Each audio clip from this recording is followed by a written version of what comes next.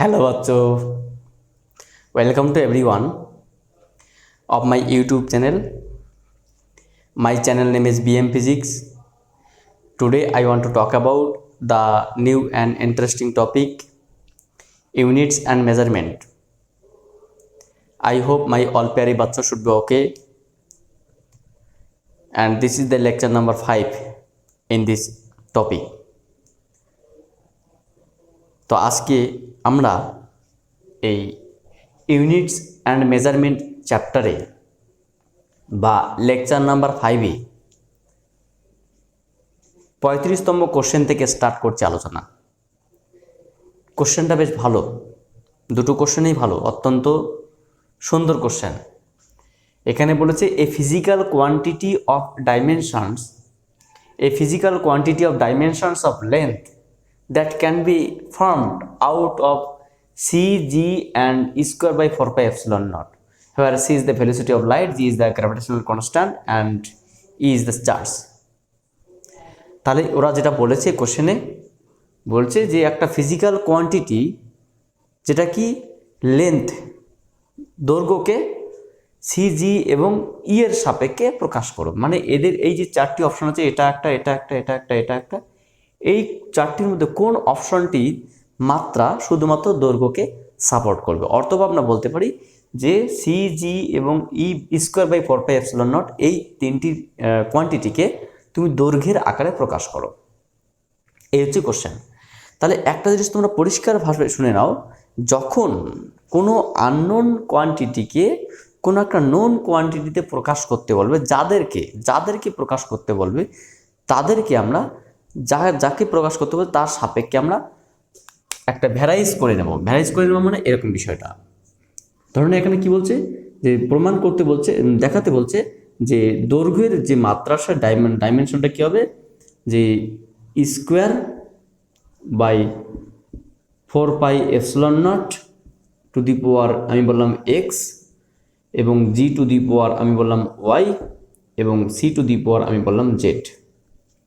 এই আকারে প্রকাশ করলাম যে আমরা এক্স ওয়াই জেডকে আমরা এমনভাবে চুজ করব, এমন একটা সমীকরণ ইনফর্ম করবো চারটির মধ্যে একটা আসবে, অটোমেটিক্যালি আসবে, আমাকে করতে হবে না, ওটা অটোমেটিক্যালি আসবে আমি যদি রুলসটা ফলো করি।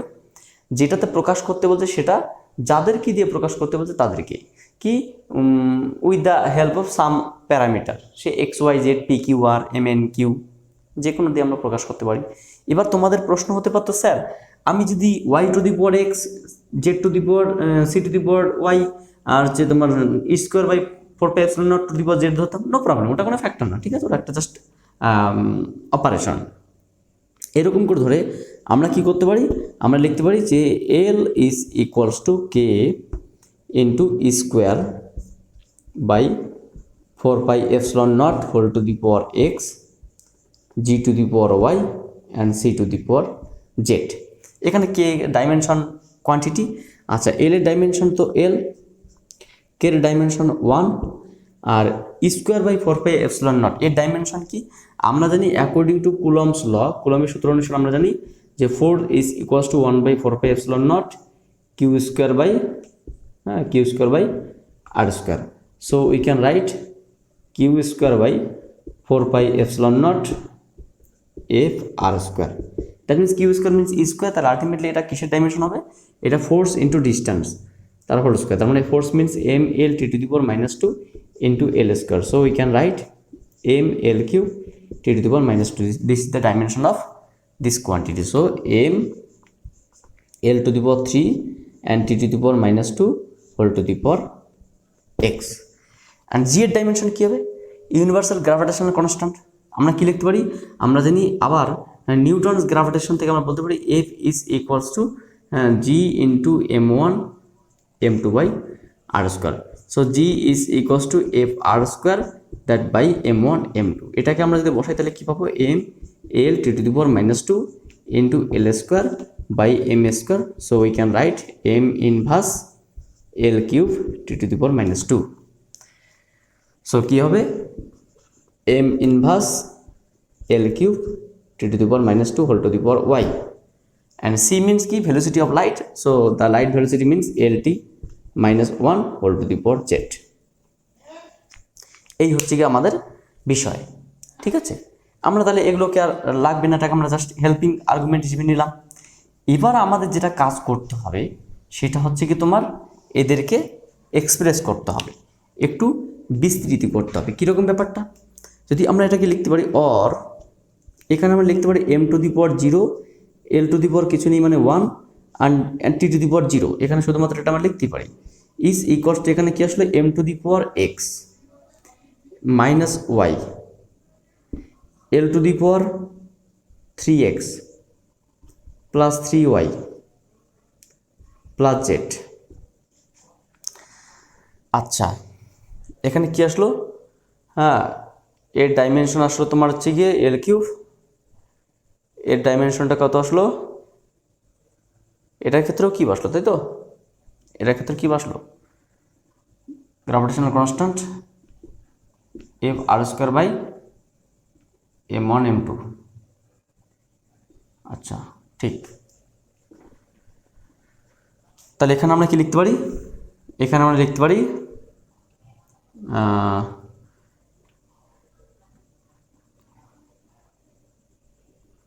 এখানে আমরা লিখতে পারি L to the power 3x 3y L to the power z, so T to the power minus 2x minus 2y minus z। আমরা এগুলোকে যদি একটু কম্পেয়ার করি মানে একটু এক্সপ্রেস করি তাহলে কি লিখতে পারি, আমরা লিখতে পারি ফার্স্ট এর কেস থেকে আমরা লিখতে পারি m to the power x minus y is equals two m to the power 0, so we can write x minus y is equal to 0, so x is equals to y। এটা একটা first stage. Second stage আমরা কি লিখতে পারি, second stage আমরা লিখতে পারি 3x plus 3y plus z, 3x plus 3y plus z is equals to l to the power 1। So যেহেতু x equals to y তাহলে আমরা এখানে বলতে পারি 6x plus z is equals to 1, মানে সমস্ত ওয়াইগুলোকে আমরা এক্স করে নিলাম, এটা ইকুয়েশন নাম্বার আমরা বললাম 1। আমরা আর একটা কী করতে পারি, আর একটা বলতে পারি আমরা minus 2x minus 2x minus 2y minus 2x minus 2y minus z is equal to 0, so 2x plus 2y plus z is equal to 0, so 4x plus z is equal to 0, this is the equation number 2। So আমরা দেখে নিলে 4x plus z is equal to 0, equation number 2। আমরা যদি minus করি তাহলে কী হবে, এটা কেটে যাবে, তাহলে পড়ে থাকলো 2x equals to 1, so x is equals to half. তাহলে x এর মান আমরা কত পেলাম, হাফ। তাহলে x এর মান যদি আমরা হাফ পাই তাহলে y এর মান কত হবে, so we can right x is equals two y is equals to half, যেহেতু x এবং y এর মান সমান। আচ্ছা, এবার আমাদের কি দরকার, একটা জেড দরকার। আমি জেড যে কোনো জায়গা থেকে বের করতে পারি, এখান থেকে জেড বের করতে পারি, তাহলে জেড কত হবে, জেড হবে তোমার হচ্ছে এখানে Z is equals to minus 4x, so minus 4 into 1/2, that means minus 2, so Z is equals to minus 2। তাহলে এক্স ওয়াই জেডের মান যদি আমরা এই অপারেশনে বসিয়ে দেই তাহলে আমাদের কি সমীকরণ আসবে, সমীকরণটা আমাদের যেটা আসবে সেটা আমরা এখান থেকে লিখতে পারি, জাস্ট আমি তোমাদের এখানে একটু হালকা করে মুছে দিয়ে লিখছি আর কি, একটা লাইন মুছে দিয়ে এখানে লিখছি। তাহলে কি লিখতে পারি এখান থেকে, আমি এখান থেকে লিখতে পারি যে L is equals to L is equals to K এর মান যদি আমরা 1 বলি তাহলে square by 4 pi epsilon not whole to the power X মানে 1/2। আচ্ছা, Y G to the power 1/2 and C to the power -2। তাহলে এটাকে আমি যদি একটু এক্সপ্রেস করে লিখতে পারি 1/c square third bracket G into square by 4 pi epsilon not whole to the power half. So এই অপশনটা কোথায় আছে, এই অপশনটা তোমার হচ্ছে গিয়ে এই অপশনটা রয়েছে তোমার জি ইন্টু হাফ এক্স ওয়াই এর মান হাফ, তাহলে এই অপশনটা রয়েছে তোমার option number 4। So this is the correct answer. ঠিক আছে, ঠিক এইরকমভাবে আমাদের সলভ করতে হবে। অঙ্কটা একটু বড়, ঠিক আছে, এমনি বিশেষ কিছু নেই, অঙ্কটা খুব সিম্পল অঙ্ক, আমাদের অঙ্কটা স্টেপ বাই স্টেপ করতে হবে। এরপরে যেটা বলেছি, if force F, velocity V and time T are taken as fundamental quantities, fundamental units, then the dimension of mass are. তাহলে বলছে যে তুমি ফোর্স এফ, ভেলোসিটি ভি এবং টাইম টি এদেরকে প্রাথমিক একক ধরে নিয়ে, আচ্ছা প্রাথমিক একক কারা আমরা তো জানি যে এসআই সিস্টেমে প্রাথমিক একক মোট 7টি। আমরা জানি দৈর্ঘ্য, ভর, সময়, প্রবাহ মাত্রা, তাপমাত্রা, পদার্থের পরিমাণ, দীপন প্রাবল্য, এই যে 7টা, এই 7টা দিয়ে যে কোনো মাত্রাই আমরা তৈরি করি, এদেরকে বলা ফান্ডামেন্টাল ইউনিট। তাহলে একমাত্র দৈর্ঘ্য, ভর, সময়, প্রবাহ মাত্রা, তাপমাত্রা, পদার্থের পরিমাণ, দীপন প্রাবল্য, এই 7টি ছাড়া আর কোনো মৌলিক একক ওয়ার্ল্ডে নেই, কারণ আর কোনো মৌলিক একক মাত্রা তৈরিতে দরকার পড়ে না। কিন্তু এরা বলেছে যে ঠিক আছে, আমরা তো 7টি আছে জানি, তুমি এক কাজ করো যে বল, বেগ এবং সময় এদেরকে মৌলিক একক তুমি ধরে নাও, ধরে নিয়ে ভরের মাত্রাকে তুমি এই 3টির আকারে প্রকাশ করো যার মাত্রা ভরের মাত্রা সমান। তাহলে আমরা কি করব যে আমরা এটাকে সলভ করার জন্য খুব সহজভাবে ধরে নেব যে mass M is directly proportional to the force to the power X, velocity to the power Y and time to the power Z. যেমনটা আমরা এক্স ওয়াই জেড করলাম, তাহলে এক্স ওয়াই জেডটাকে কীভাবে আমরা অপারেট করব, অটোমেটিক্যালি সেটা চলে আসবে। এক্স ওয়াই জেডকে আমরা নিজের ইচ্ছা মতো অপারেট করতে পারি। এখানে আমরা মানগুলো বসাবো, অটোমেটিক্যালি এক্স ওয়াই জেডের মান আসবে, সেই মানগুলো আমরা বসিয়ে দিয়ে আমরা টেস্ট করে দেখব, আলটিমেটলি ভরের মাত্রাই আসবে। তো আমরা কি দেখলাম এখানে, আমরা এখানে লিখতে পারি অর এটার মাত্রা এম, ধ্রুবকের মাত্রা 1, আচ্ছা ফোর্সের মাত্রা M, L T to the power -2 whole to the power X, ভেলোসিটির মাত্রা L T -1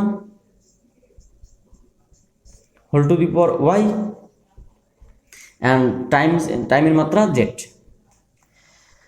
T to the power Z.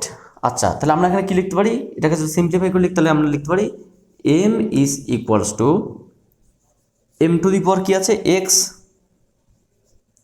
L to the power কি হতে পারে এক্স, এক্স প্লাস ওয়াই, আর টি টু দি পাওয়ার কী হবে, টি টু দি পাওয়ার তোমার পড়ে থাকলে এখানে -2x প্লাস জেড। এই হচ্ছে কি তোমাদের -2x -y, -2x -y plus Z, ঠিক তিনটাতে আছে -2x -2y -2x -y plus Z. এই যে রাশিমালাটা আছে এখান থেকে সলভ করে আমরা এক্স ওয়াই এর মান বের করবো, অটোমেটিক্যালি চলে আসবে। তো আমরা কি লিখতে পারি, এখানে এল টি নেই মানে কি এল to the power 0, T to the power 0 আছে, তাহলে আমরা কি লিখবো, প্রথমত আমরা এখান থেকে এই দুটোর সঙ্গে কম্পেয়ার করে আমরা লিখতে পারি যে এক্স ইজ ইকুয়ালস টু 1, ঠিক আছে। এরপর আমরা এল এর কম্পেয়ার করে কি লিখতে পারি যে L to the power X plus Y equals to L to the power কিছু নেই মানে 0 আছে, তাহলে আমরা বলতে পারি X plus Y is equals to 0। যেহেতু এক্স ইকুয়ালস টু 1, তাহলে আমরা কি লিখতে পারি এখান থেকে, সো এখান থেকে আমরা লিখতে পারি যে Y is equals to -x, তো এক্স এর মান কত 1, তাহলে ওয়াই এর মান -1, ওয়াই এর মানটা কত -1, এক্স এর মান 1, ওয়াই এর মান -1। এবং আমরা আর কি করব, এই মানটা আমরা জেডের জায়গায় বসিয়ে, তাহলে এই সমীকরণটা লিখতে পারি -2x -y plus Z is equals to 0, so Z is equals to 2x plus Y. এখানে x এর মান কত 1, তার মানে কত 2 × 1 that means 2 -1 that means just 1, তাহলে x এর মান কত 1, y এর মান কত -1, z এর মান কত 1, তাহলে x ইকুয়ালস টু আমরা কি বললাম x equals to 1, y is equals to -1 and z is equals to 1। তাহলে এই তিনটি দ্বারা যে সমীকরণটা আমরা পাবো কি পাবো, আমরা লিখতে পারি m equals to f two the power 1, v two the power -1 and t to the power 1, that means a v to the power -1 t, a v to the power -1 t, so this is the correct answer। বুঝতে পারলে, ঠিক এইভাবে অঙ্কগুলো solve করতে হবে। চলো আমরা পরবর্তী আরও কিছু ম্যাথামেটিক্স দেখি এইভাবে যেটা করব।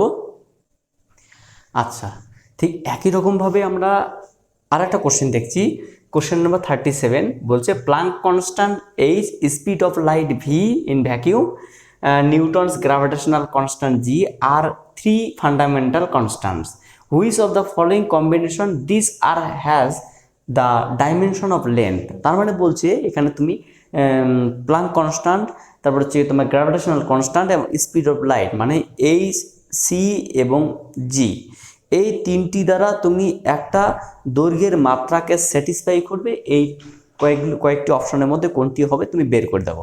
আমরা এক্ষুনি এইরকম টাইপসের অঙ্ক করলাম, ঠিক আছে, এবং এরকম টাইপসের অঙ্ক আরও আছে।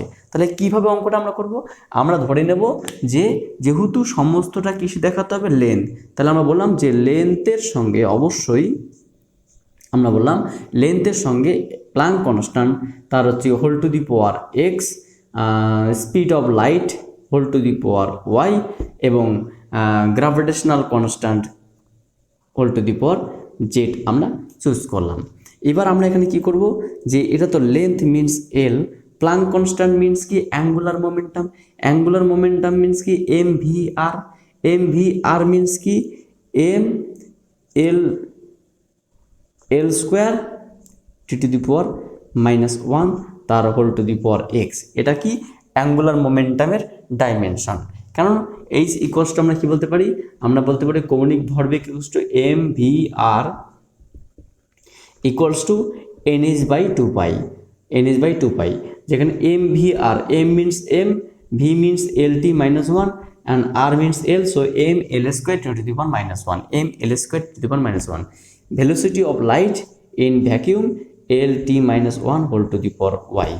And gravitational constant আমরা কি লিখতে পারি, gravitational constant কে আমরা লিখতে পারি G is equals to F_r square by m1 m2, that means m whole cube t to the power -2 by m square, that means m inverse L cube t to the power -2, m inverse L cube t to the power -2 whole to the power z. এটা হচ্ছে তোমার universal gravitational constant. So we can right m to the power 0, L to the power কিছু নেই মানে 1, and t to the power 0 is equals to m to the power x minus z, L to the power 2x plus y plus 3z, and t to the power -x minus y minus 2z। এটা আমরা লিখতে পারি। এবার এখান থেকে আমাদের solve করে আমাদের x y z গুলো বের করতে হবে। চলো আমরা দেখি এখানে কি লিখতে পারি। আমরা এখানে লিখতে পারি যে x minus z is equals to 0। m এর সঙ্গে যদি আমরা m কে কম্পেয়ার করি তাহলে আমরা কি লিখতে পারি, x minus z equals to 0 উপরে সূচকীয় হারে। So x and z should be same। আচ্ছা, তারপরে আমরা আর কি লিখতে পারি, আমরা লিখতে পারি 1 is equal to this, so 2x plus y plus 3z is equals to 1, এটা equals to 1, so we can write যেহেতু x equals to z তাহলে আমরা লিখলাম কত 5x, so 5x plus y equals to 1, equation number 1। কেন, সমস্ত z গুলোকে আমি x করে নিলাম। ঠিক একই রকম ভাবে আমরা কি করতে পারি, finally -x minus y minus 3 2z equals to 0, -x minus y minus 2z is equals to 0, so x plus y plus 2z equals to 0, so 3x plus y is equals to 0, equation number 2। মানে সমস্ত z গুলোকে আমি x করে নিলাম। কেন, যেহেতু আমরা জানি x is equals to z। তাহলে এটাকে আমি এর নিচে লিখলাম 3x plus y is equals to 0, rewrite করলাম, পুনরায় লিখলাম, এই টার্মটা আমি নেগেটিভ করলে কেটে যাবে। হ্যাঁ, তাহলে তোমার হচ্ছে পড়ে থাকলো 2x is equals to 1, so x is equals to half, so x এর মান আমরা কি পেলাম, হাফ। তাহলে আমরা বলতে পারি যে x এর মান এবং তার সঙ্গে সঙ্গে z এর মান কত, হাফ। তাহলে x এবং z এর মান পেয়ে গেলাম। আমাদের কি দরকার, y দরকার। আমরা y কোথা থেকে পাবো, y আমরা এখান থেকে লিখতে পারি কি হবে, y is equals to -3x, so -3/2, so y is equals to -3/2। তাহলে আমরা x এর মান হাফ, y এর মান হাফ এবং y এর মান x এর মান হাফ, y এর মান -3/2 এবং z এর মান হচ্ছে তোমার হাফ, আমরা এখানে বসাবো। বসালে আমরা কি পাবো সমীকরণটা, আমরা এখান থেকে আমরা আপডেট করে লিখতে পারি। একটু আমরা কোথায় লিখবো এই জায়গাটাকে, একটু আপডেট করে দিচ্ছি এই জায়গাটা। হ্যাঁ, তাহলে আমি এই জায়গাটা একটু হালকা করে মুছে দিচ্ছি। মুছে দিলে আমরা কি লিখতে পারি, আমরা এখান থেকে লিখতে পারবো আমরা h to the power half c to the power minus 3/2 and g to the power half. তাহলে আমরা লিখতে পারি root over of hg by c to the power 3/2। তাহলে root over of hg by c to the power 3/2, this is the correct answer. বুঝতে পারলে? এই মানগুলো যদি আমরা বসিয়ে দিই তাহলে আমরা এটা পাবো।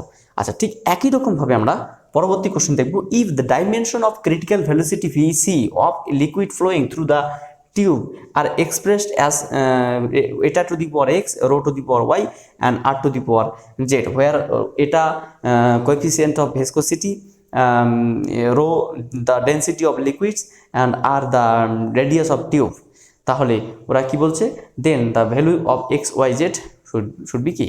তাহলে বলছে যে কোনো একটা টিউবের মধ্য দিয়ে যদি জল প্রবাহিত হয় এবং সেই প্রবাহের ক্ষেত্রে যে ক্রিটিক্যাল ভেলোসিটি বা ক্রান্তীয় বেগ, সেই ক্রান্তীয় বেগ এই সমীকরণ দ্বারা প্রকাশিত হয়, তাহলে সেই অবস্থায় সব কিছু বলা আছে, এটা সান্দ্রতাঙ্ক, এটা ঘনত্ব, এটা ব্যাসার্ধ, তাহলে তাই যদি হয় তাহলে সেক্ষেত্রে বলা আছে এক্স ওয়াই জেড এর মান কত।